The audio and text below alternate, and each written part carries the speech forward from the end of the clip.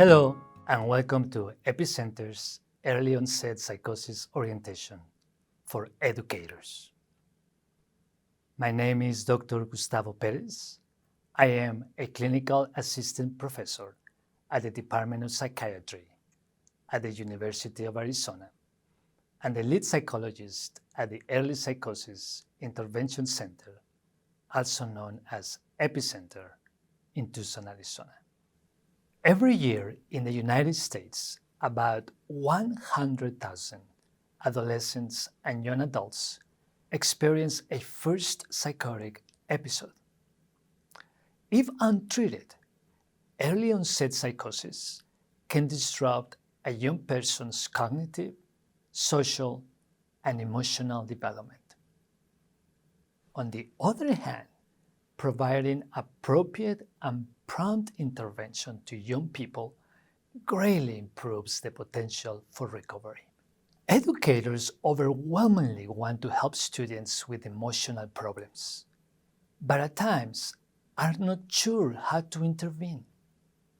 Psychosis in particular is a poorly understood condition by many people, which can make it even harder for educators to identify psychotic symptoms in students and know what to do next. In this presentation, we will describe the basics of early psychosis in teenagers and young adults. We will review school interventions known to support students in the early stages of psychosis. And we will describe the components of comprehensive treatment for youth experiencing psychotic symptoms. Psychosis is a brain disorder that makes it difficult for a person to determine what is real and what is not real. For about 70% of people experiencing psychosis, symptoms first occur during adolescence or in the early 20s, a time of intense brain development. Symptoms of early psychosis often present gradually. For example, a student may experience some thoughts and perceptual disturbances that start mildly and become more pronounced with time. Students experiencing these changes are often confused, unsure of what is happening in their minds. When psychotic symptoms start impairing everyday functioning and last for several days, a young person is considered to be experiencing a psychotic episode. The signs and symptoms strongly indicating a psychotic episode are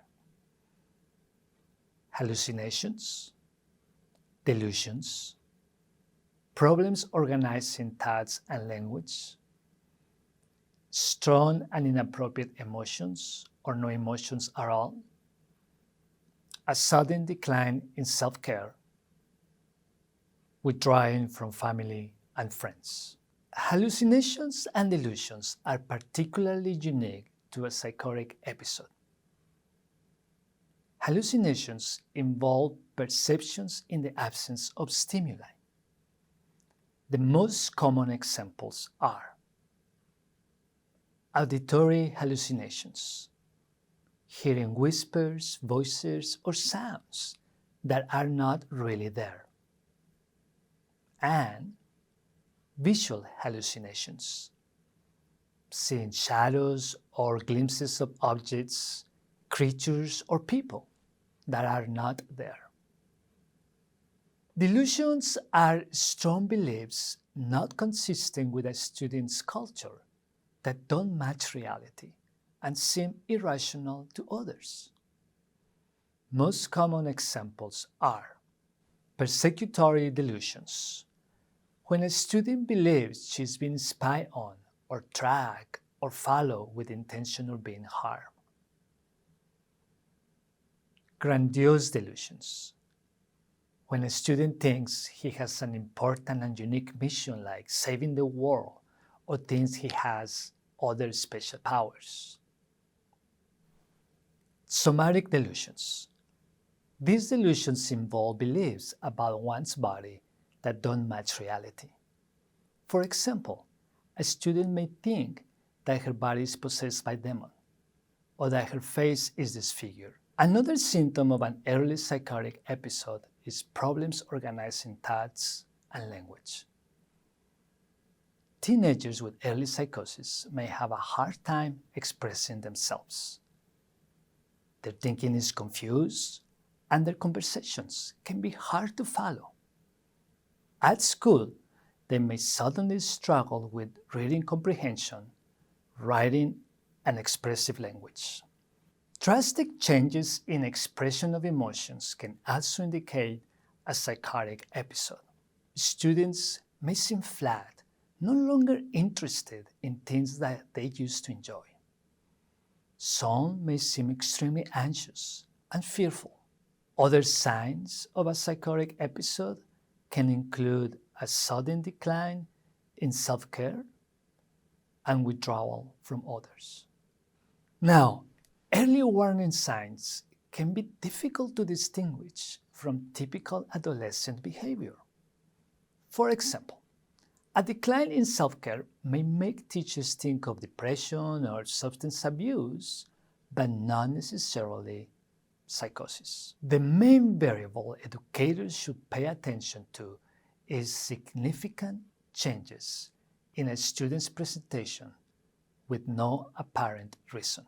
For example, a student who is typically strong in academics starts to get very low grades. A student who is socially engaged starts to mistrust others. Or a student who has always been a sharp thinker starts to give incongruent answers to everyday questions.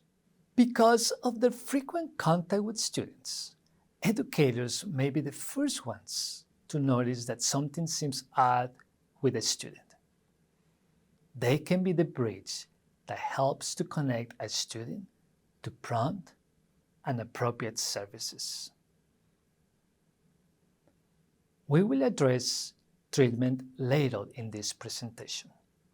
But first, let's talk about what causes early onset psychosis in adolescents and young adults.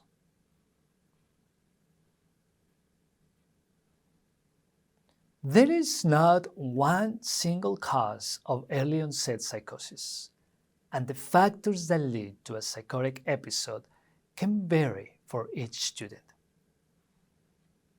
Some factors known to raise the vulnerability to develop psychosis in youth are: number one, genetic predispositions.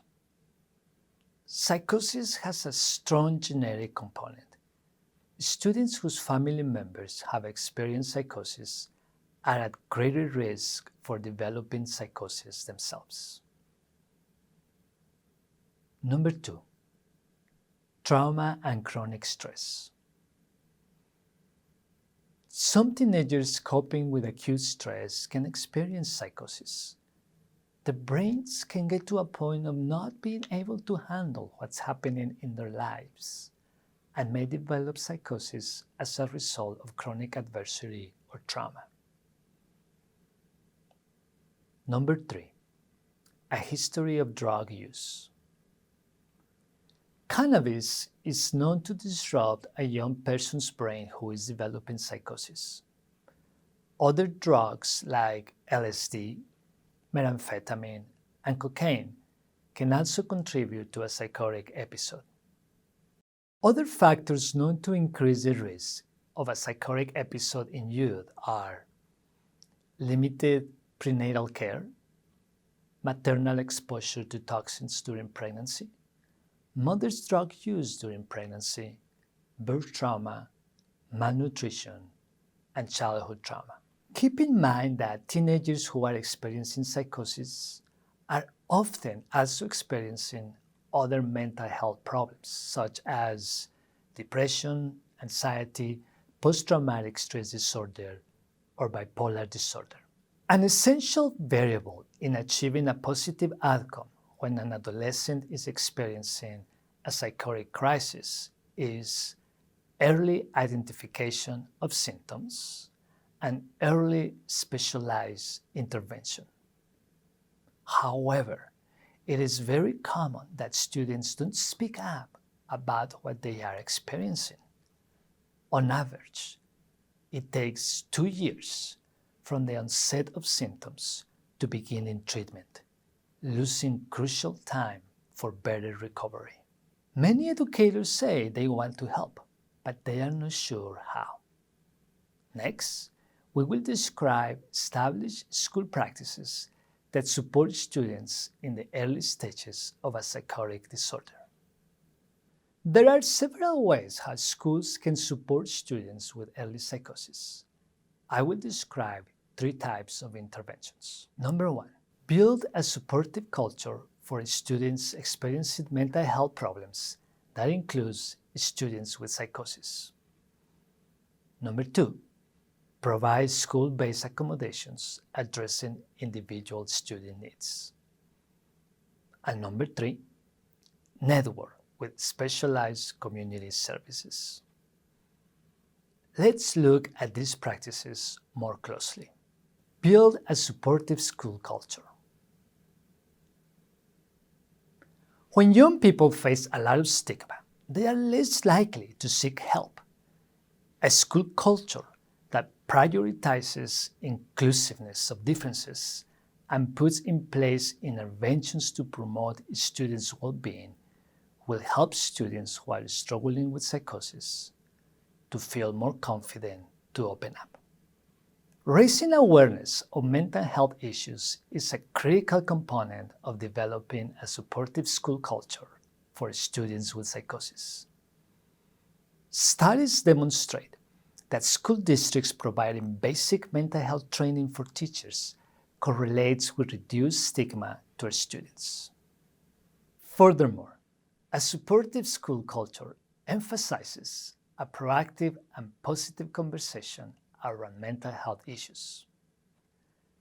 There are low-cost and easy-to-implement ways to educate students and parents about mental health challenges. For instance, displaying posters in prominent spaces that emphasize it is okay to struggle with mental disorders and indicate where to find support can make all the difference for students who want help but don't know where to find it. Sending information home via letters or emails about how to support teenagers with mental health issues and provide a list of resources is another way to maintain a proactive, year-long positive conversation about mental health.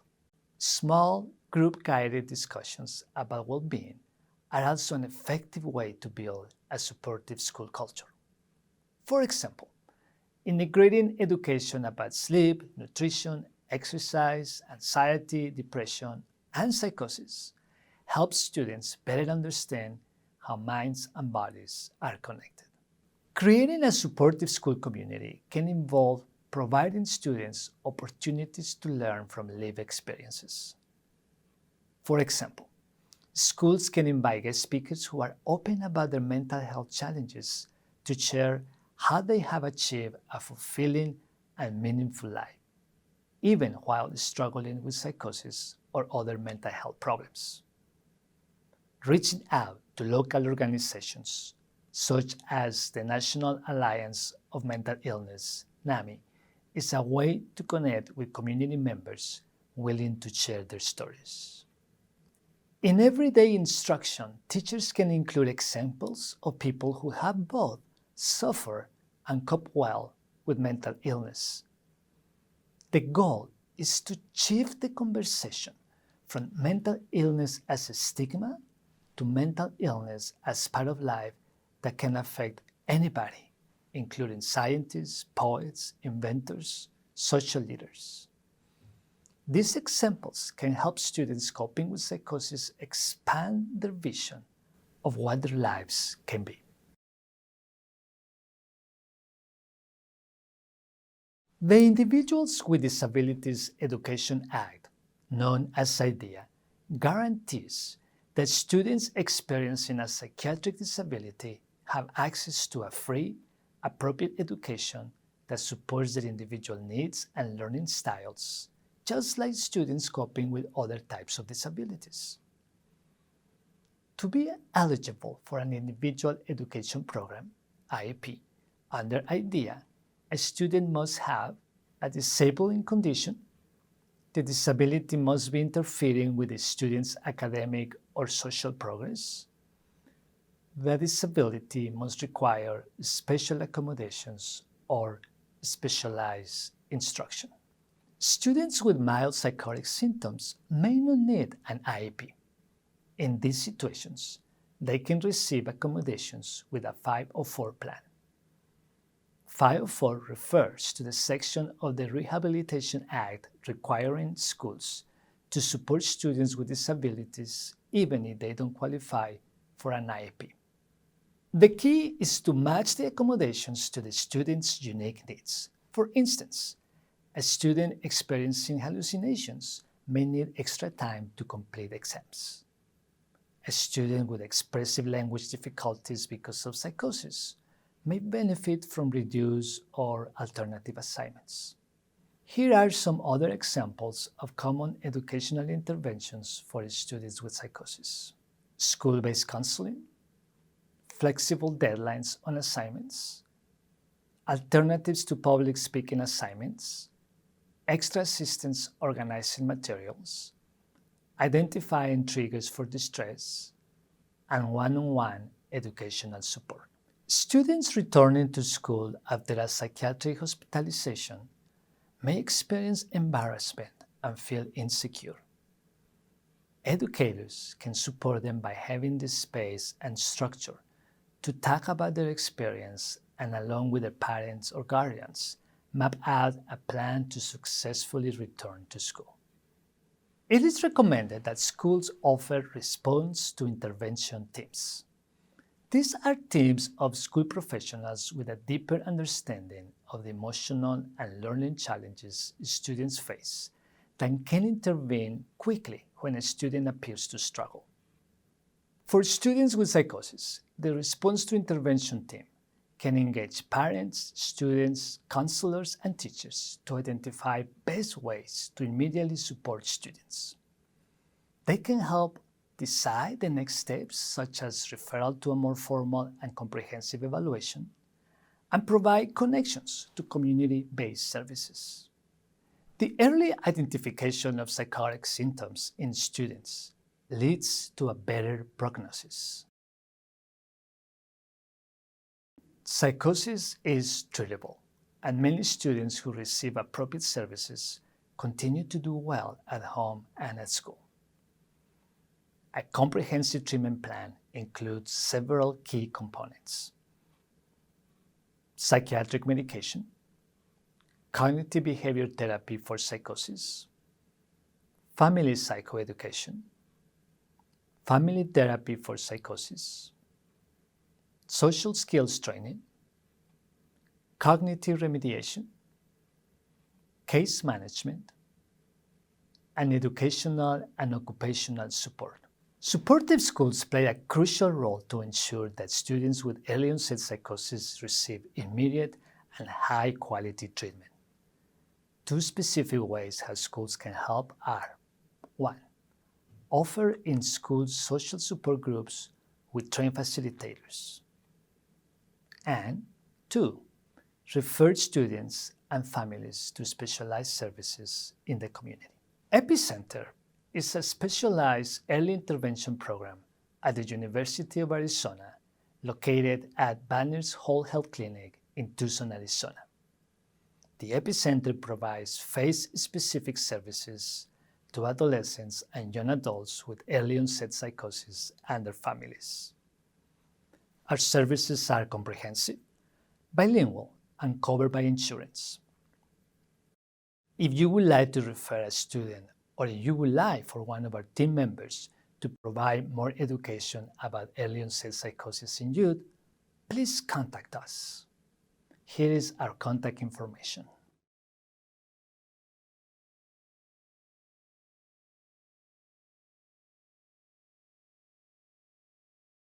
Thank you for watching our early onset psychosis orientation for educators. We hope you found this information helpful. And especially, thank you for all you do for your students day after day. We wish you well, wherever you are.